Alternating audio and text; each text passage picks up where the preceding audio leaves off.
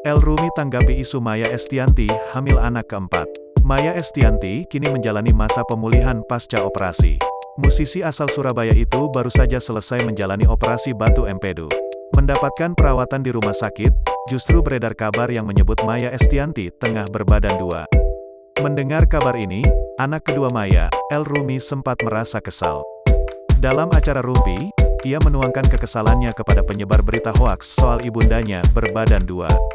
El membantah kabar kehamilan ibunya itu. Ia menjelaskan kabar kehamilan tersebut hanyalah umpan dari penyebar berita hoaks.